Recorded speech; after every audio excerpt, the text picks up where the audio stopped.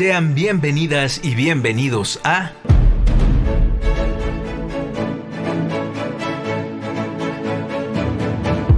Resonancias íntimas del teatro. Resonancias íntimas del teatro.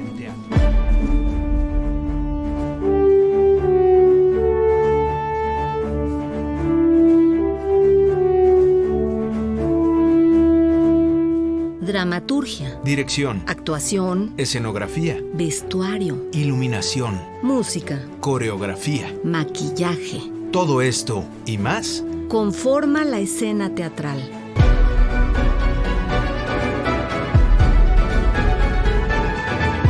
Se levanta el telón.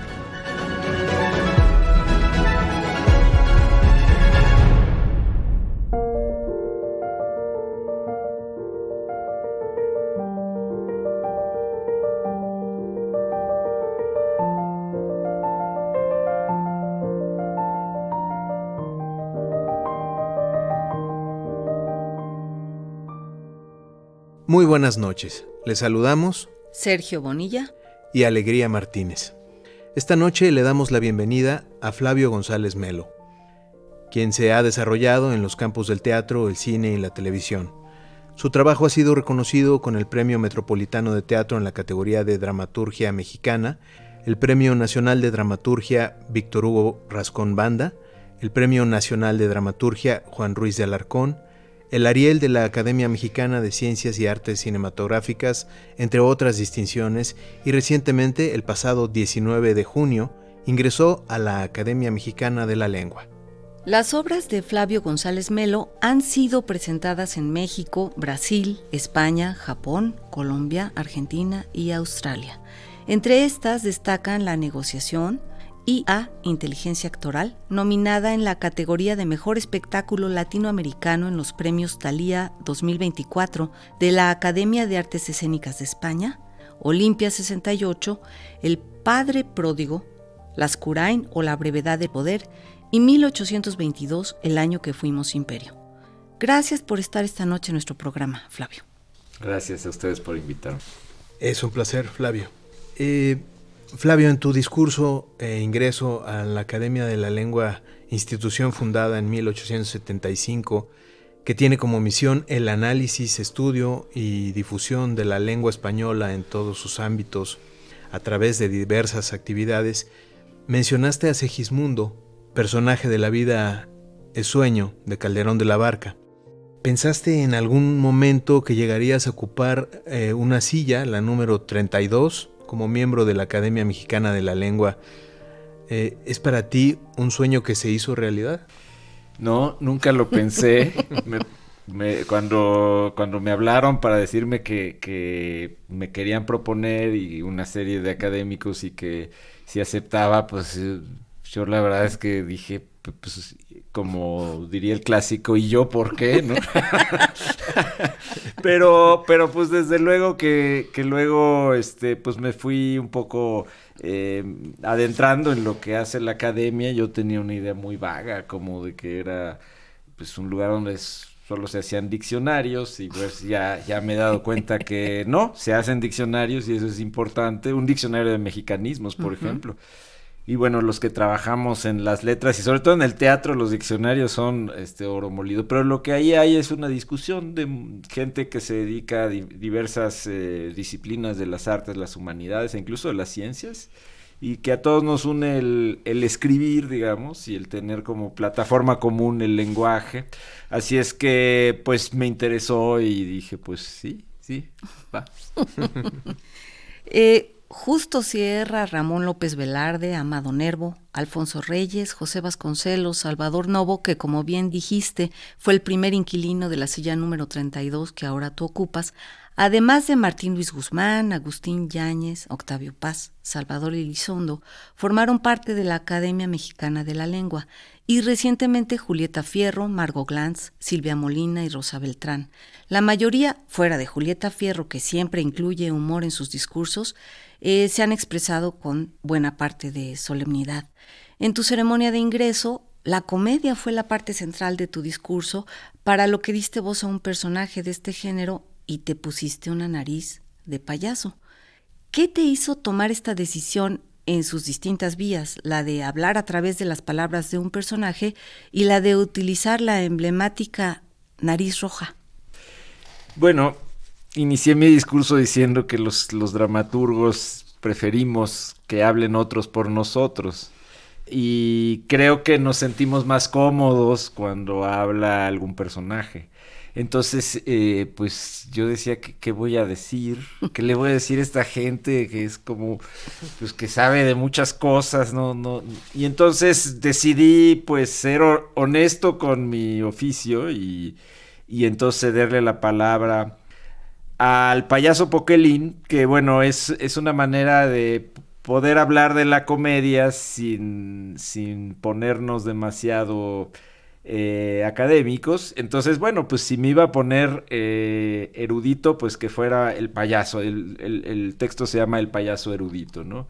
Y de algún modo es este intento de un payaso por explicar su oficio, en lo cual pues naufraga porque no es lo suyo, pero lo intenta, ¿no? E intenta con este lenguaje propio de las sesiones, digamos, de las universidades y de los ámbitos académicos. Así es que, pues se me hizo que era una manera, sobre todo teatral, que finalmente yo siento que llego como dramaturgo y que por lo tanto ese es el lenguaje que tenía que estar presente en ese momento, ¿no?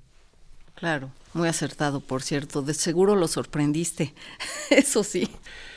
Durante tu monólogo en la academia, en este juego que de alguna manera entiendo fue una breve representación, el personaje que interpretaste fue un payaso que recibió un nombramiento honoris causa y al pronunciar su discurso frente al auditorio de la universidad que se le otorgó, proyectó distintas diapositivas. ¿Qué imagen guardas de ese momento, de alguna de las diapositivas proyectadas, si es que esto ocurrió, de los académicos y del público asistente también a tu ceremonia de ingreso? Pues mira, fue un poco un performance en el sentido de que el monólogo está pensado para tener más vida, más allá del discurso de ingreso, pero haberlo, digámoslo así, estrenado ahí o leído por primera vez ahí, pues lo volvió una experiencia irrepetible. Y yo creo que eso es el teatro, ¿no? Y el teatro que puede ser de diferentes maneras, a veces nos peleamos unos con otros, pero pues lo que uno finalmente recuerda es una experiencia, ¿no? Así es que en ese momento y en ese contexto, pues sí estaba yo un poco nervioso, hacía mucho tiempo que no actuaba, lo leí, pero de algún modo lo actué, etcétera. Pero finalmente, pues para eso uno agarró este camino, ¿no? Para lanzarse. Y además, bueno, como yo últimamente, bueno, llevo ya un rato dirigiendo y entonces también me disciplino y digo, a ver, ahora a ver, hazlo, ¿no? Y eso me recuerda dos cosas. Una, que la cualidad número uno de un actor es que tiene que llegar y como el clavadista de 10 metros... pues no puede esperar el clavado y vas y se salió, no salió, como, en fin, ¿no? Y eso, ese es el teatro. Y la otra es que todo dura ese momento, ¿no? Y al día siguiente hay que empezar de nuevo y eso nos recuerda, pues, el carácter efímero, no solo del teatro, sino de la vida, nuestra existencia, y también de eso un poco iba el texto, ¿no? Claro. Flavio, en tu discurso mencionaste a tus maestros, desde luego Emilio Carballido, Juan Tovar, Alfredo Yoscovich, entre otros, y en tu texto titulado La enseñanza de los géneros y la invención de la pieza, en torno a la cátedra que durante años impartió la maestra Luisa Josefina Hernández en la Facultad de Filosofía y Letras de la UNAM, profundiza sobre la teoría de la también dramaturga y traductora que entiendo fue tu maestra. A la distancia de los años y ante el debate de la pertinencia de los distintos géneros dramáticos, ¿qué te gustaría compartir sobre lo que te reveló la maestra Hernández y sobre la vigencia de su teoría en torno a los géneros? Pues me marcó, desde luego. Llegué a Luisa Josefina Hernández porque mis dos maestros de dramaturgia, Emilio Carballido y Juan Tovar, Juan Tobar más un maestro donde yo le llevaba mis textos y él me corregía y todo, y Carballido alguien que los criticaba y a veces los publicaba y esto. Entonces los dos me dijeron, ve con Luisa Josefina, ¿no? Tienes que ir a esa clase. Y entonces entré de oyente. Una de esas grandes cosas que tiene la UNAM, que de pronto uno llegue, pues puedo entrar de oyente, sí. Y pues me quedé como 2 o 3 años, más o menos, yendo, ¿no? 2 veces a la semana, todo un ciclo, y luego vuelve a empezar los géneros, y entonces te lo vuelves a echar y empiezas a entender lo que no entendiste y tal. Y desde luego yo me peleaba mucho con cosas que decía Luisa Josefina Hernández, ¿no? Y hasta la fecha, bueno, hay cosas que cuando ahora a mí me toca enseñar géneros, yo digo, bueno, según la visión de Luisa Josefina Hernández, los géneros se pueden dividir entre realistas y no realistas, pero eso de lo que nos habla es desde dónde ella estaba hablando. Pues ella inició su carrera en un medio en el que el realismo era la moneda de cuño y todo lo demás era como otra cosa, ¿no? Pero hasta la fecha sigo pensando en géneros, y la verdad es que es una cosa que, pues, creo que se considera hoy en día obsoleta, ¿no? Los géneros, pero sí, los géneros dramáticos, sí, vivimos en la época del postdrama. Yo soy más ecléctico, o sea, yo pienso que siempre regresamos y que vamos a un lado y luego regresamos, y que ahí hay algo interesante, no tanto por la preceptiva, esa me da un poco de flojera, cómo debe ser una tragedia, cómo... Y creo que en eso la maestra Luisa era bastante sensata y decía, esta no es una clase para dramaturgos, porque el dramaturgo escribe, y me acuerdo que ponía el ejemplo, mi amigo Emilio Carballido me trae una tragedia y para mí es evidente que es una farsa, pero si él cree que es una tragedia y así la pudo escribir, qué bueno. Es una clase para directores, decía, porque ellos sí tienen que entender qué es el texto que tienen entre manos. Y creo que finalmente, sobre todo, es un puente con el espectador. Yo pienso mucho en los géneros como una primer territorio de comunicación. Cuando tú desde luego ves tragedia o comedia o melodrama, tú ya te hiciste una idea y vas con una predisposición a verlo. Sí. Y sobre eso puede jugar el dramaturgo. O sea, un dramaturgo muy conservador y muy tibio dice, bueno, voy a hacer un melodrama, hace un melodrama y todo es lo esperado. Pero los buenos dramaturgos, pues le dan la vuelta como Shakespeare, ¿no? A mí un poco lo mencionaba en el texto del que hablaban de ingreso a la academia, pero ahí era un poco una mención, pero he escrito incluso sobre esto. A mí me gusta ver Hamlet de Shakespeare como una comedia, como un personaje de comedia. Realmente se puede sustentar, y creo que ahí está el origen de Chekhov y de lo que aquí en México llamamos pieza, en estos personajes que tienen atributos cómicos pero un destino trágico. Y entonces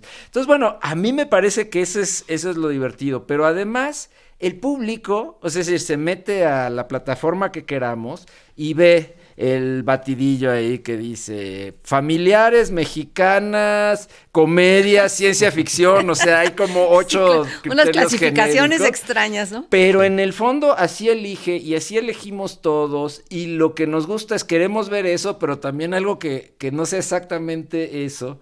Y ahora con los algoritmos ni se diga, porque entonces te sugieren lo Claro. mismo que viste. Así es que no es tan obsoleto. Me parece que algo de eso sigue vigente, y lo importante es cómo jugamos con eso, ¿no? Claro, y lo que sí es cierto es que su cátedra sí da luz sobre la obra dramática, eso es, ¿no? Definitivo. Sí, ella era muy aguda, y bueno, ella... de algún modo, pues sí creo que es la inventora, es decir, el término pieza lo inventó Usigli, pero ella lo codificó. La definición de Usigli es muy, muy amplia, y es un término que yo lo que veo es que se enseña en todas las escuelas de México como si fuera la tragedia o el melodrama. Y pues, yo les digo a mis alumnos, fuera de México nadie va a entender, pero es interesante porque finalmente es un género codificado desde México. Oye, pues está bien. Usigli dice, en otros lugares lo llaman drama, pero no es exactamente lo mismo, o no hubo esa manía y obsesión de decir, esto es... que sí tuvo Luisa Josefina y que sí ha marcado, creo yo, la manera en que vemos, por lo menos, ese filón del teatro del siglo XIX y sobre todo XX, que viene de Chekhov. Y eso es una herencia de Luisa Josefina, y a mí, desde luego, me interesaba mucho entender qué era y por qué lo había definido así, ¿no? Sí, desde luego, y en su texto se entiende, en tu texto se entiende.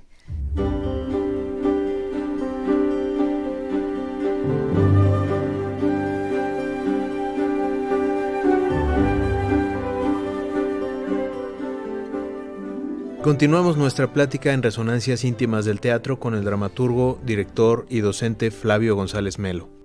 Flavio, al analizar la naturaleza de la comedia, que como bien dijiste es algo muy serio, hablaste entre otros muchos asuntos de su estructura, de las diferencias entre lo cómico, lo divertido y lo humorístico, por ejemplo, y posteriormente mencionaste la moraleja y el escarnio al que definiste como una burla tenaz que se hace con el propósito de afrontar.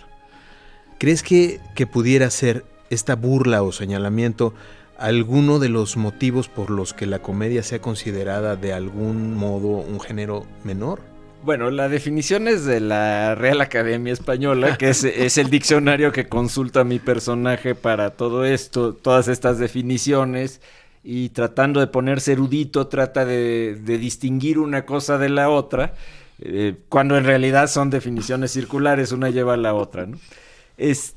Yo creo que lo que hace que se catalogue a la comedia como un género menor respecto a esos géneros, digamos, la tragedia, ¿no? A veces el mismo melodrama goza de mayor nombre, a pesar de que también le ha tocado lo suyo. Sí. Pero creo que tiene que ver con dos cosas, ¿no? Una, pues, con que nos gusta ponernos solemnes y la comedia nos lo impide, y entonces es como que cuando el patriarca de la familia toca su copa y va a decir un discurso que lo inmortalizará, el borracho que está allá empieza a hacer trompetillas y pues lo corren, ¿no?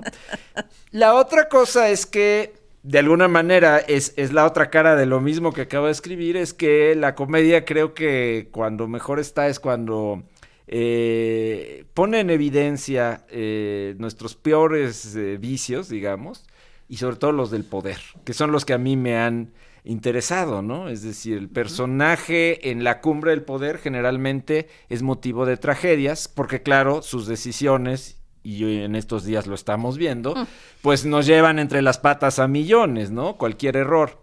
Pero hay algo también de comedia en ese mismo personaje que puede ordenar cosas atroces, pues lo ves y tiene todos los atributos para ser escrito por Molière, ¿no? Claro. Entonces, sí, totalmente.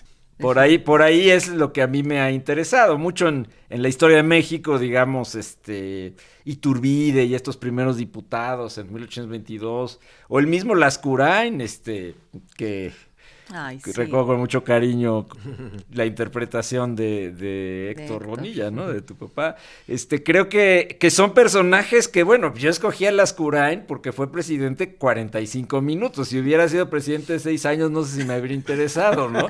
Pero bueno, eso yo me identifico. Yo digo, bueno, pues sí, todos queremos ser rey por un día. Entonces, ¿cómo sería, no? Flavio, ¿qué implica para ti ser ahora un académico de la lengua? Uno de los más jóvenes entre los 36 activos, por cierto. ¿Y en qué consisten tus responsabilidades o encomiendas, si es que las hay? Bueno, es que nos gustaría saber. Pues mira, hay que asistir cada 15 días a una sesión donde se tratan algunos temas, se habla sobre palabras nuevas, por ejemplo. ¿A quién trae palabras nuevas? Y entonces, no, pues hoy oí la palabra incel, ¿qué significa esto? Y yo no sé qué, o esta palabra ahora se usa así. Y bueno, esa sí es una trivia que a mí me gusta desde pequeño, que me infundió mi madre, que ella era maestra de lengua italiana y estaba rodeada de diccionarios y siempre estaba pensando en eso. Entonces me divierte mucho esa parte. Y luego hay la lectura de una ponencia. Cada sesión le toca a un académico leer y entonces pues son lecturas realmente a veces de historia, Julieta Fierro la mencionabas, bueno, pues de física, Carlos Prieto, pues de pronto hasta puede tocar ahí algo y explicar una. Entonces, eso pues a mí me resulta muy interesante. Me tocará a mí y ya veré cómo salgo de la siguiente, pero bueno, todavía. Tienes tiempo para respirar. Flavio, ¿con qué palabras podrías resumir la respuesta a tu discurso de ingreso del antropólogo, sociólogo y académico Roger Bartra y que te vincula con este importante escritor? Bueno, con Roger Bartra hicimos una serie basada en sus libros sobre la melancolía hace varios años en TV UNAM. Y fue una serie como muy juguetona, donde yo acababa de salir prácticamente de la escuela de cine donde estudié, del CUEC, y entonces quería como romper muchas cosas del lenguaje, y pues en este proyecto pude hacer muchas cosas, y Roger, que era el conductor, pues le entró al juego de inmediato, y a partir de ahí pues hemos desarrollado una amistad de muchos años, platicamos, a veces yo leo algún texto que él escribió, lo comento, él ha leído mis obras, de hecho, gracias a él, 1822 llegó a Teatro UNAM, yo se la di para que la leyera diciéndole, porque ahí hay un salvaje, que es otro tema de estudio de Bartra, ¿no? Que es Guadalupe Victoria. Y entonces él la leyó y estaba en el Consejo de Teatro UNAM y la leyó y gracias a eso se montó esa obra. Así es que bueno, digamos, para mí era evidentemente pues me sentía yo, pues con mucho cariño, pues, de que él haya aceptado y mucho agradecimiento, pues, darme la bienvenida, a la academia, siendo él, pues, ya miembro de la academia, y bueno, creo que agarró al vuelo lo que yo quería proponer y le gustó mucho y entró al juego, ¿no? Y cabe mencionar que Roger Bartra escribe el prólogo del libro de Inteligencia Actoral y es muy alentador porque de alguna manera te introduce. Tú eres un dramaturgo, director y guionista que plasma en estos materiales parte de la realidad política y social por la que transita nuestro país, como ya lo hemos comentado de algún modo, y también las preocupaciones en torno al teatro. Recientemente culminó la tercera temporada de tu obra IA, Inteligencia Actoral, que plantea la posibilidad de que un robot reemplace a un actor. ¿Qué ventajas y qué peligros encuentras en el uso cada vez mayor de la inteligencia artificial, incluido desde luego el derecho de autor? Pues digamos que, o sea, vámonos a lo esencial. El arte, para quienes nos dedicamos a ello, siempre es un problema que nos gusta nuestro trabajo. Ese es un problema, porque entonces permite que no te paguen y uno diga, bueno, de todos modos lo hago. Digo, no me imagino quién haría eso si no. Entonces, bueno, pero finalmente, claro que uno aspira a vivir de lo que hace y todo, pero la mayor parte del tiempo pues hace otras cosas o más o menos vinculadas, das clases, un cursito, o te consigues algo que no tiene nada que ver, ¿no? Uh-huh. Entonces, pues ahí sí yo diría, desde el lado de los que lo hacemos, pues qué chiste tiene que lo haga alguien en inteligencia artificial, ¿no? Por supuesto. Pero desde el lado del espectador, yo un poco esa obra la escribí teniendo en mente, a ver, pero no digamos de entrada que nunca va a ser igual. A ver, pongámonos del lado del espectador y hagamos el equivalente a una prueba de Turing, porque el chiste de la prueba de Turing es que tú no sabes con quién estás hablando, humano o computadora. Entonces, si tú no sabes si lo que te está emocionando proviene de un humano o de una máquina, ¿qué más da que sea o no sea? Esa es la pregunta provocadora para mí mismo y para el espectador que la obra trata de hacer, porque en el fondo nos lleva a preguntarnos pues, qué nos hace humanos, ¿no? Si una máquina es capaz de provocarnos lo mismo que una persona, entonces, ¿dónde está la humanidad? Y eso era lo que me interesaba abordar. Sí, desde luego. Bueno, pues Flavio, ha sido un placer tenerte aquí en nuestro programa. Muchas gracias por haber venido. ¿Hay alguna frase, reflexión con la que te gustaría cerrar esta conversación? Pues mira, cuando estaba escribiendo esto de la comedia y todo, estaba pensando mucho en... Me parece que es la frase final de La muerte accidental de un anarquista de Dario Fo, donde el personaje del loco adorable, que hizo Héctor Ortega aquí en México, por cierto, dice... vivimos con la mierda hasta el cuello y por eso caminamos erguidos. No sé por qué... Me sigue rebotando y creo que es una frase que desde que eso se escribió en los 70s no ha dejado de estar vigente. Sí, ¿no? Totalmente. Y quizá hoy más que nunca. Ay, Flavio, pues muchas gracias por haber estado esta noche en nuestro programa. ¿Nos acompañas a escuchar nuestra sección de recomendaciones?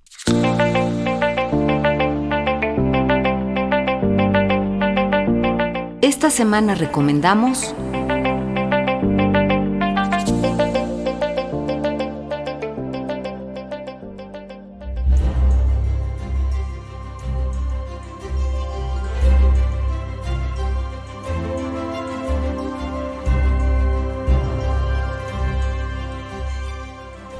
En esta oportunidad les recomendamos ver la obra El hilador, escrita y dirigida por Paula Celaya Cervantes y protagonizada por Ana González Bello, Evan Regueira y Marcos Radosh, que se presenta todos los lunes a las 20 horas en el Teatro Helénico, hasta el 29 de septiembre.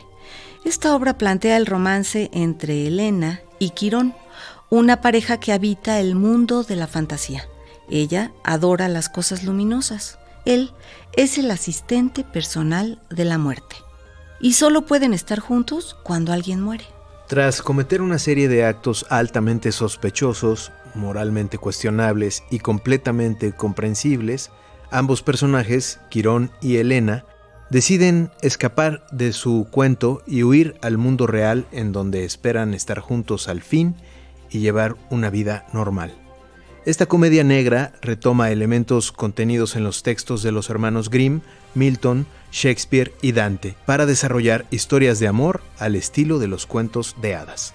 Tenemos 5 pases dobles para que vayan a las 20 horas a la función del lunes 28 de julio a ver El hilador en el Teatro Helénico, ubicado en Avenida Revolución 1500, Colonia Guadalupeín. Para obtenerlos, llamen al 55 41 55 10 60, 55 41 55 10 60, o manden mensaje al número de WhatsApp 55 12 33 29 15.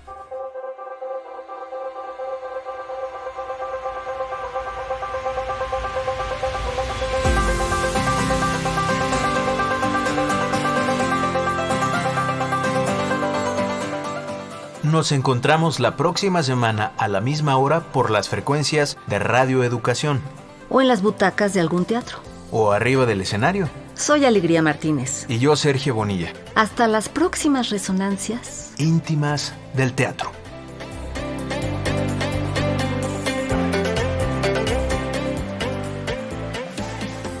Participamos en el equipo de producción Servicio Social, Gerson Muñoz y Montserrat Castillo. Ingenieros Fortino Longines y Alejandro Ramírez. Alma Lilia Martínez en la asistencia y musicalización. Guión y conducción Alegría Martínez. Reportaje y conducción Sergio Bonilla. En una producción y coordinación general de Laura Elena Padrón para Radio Educación.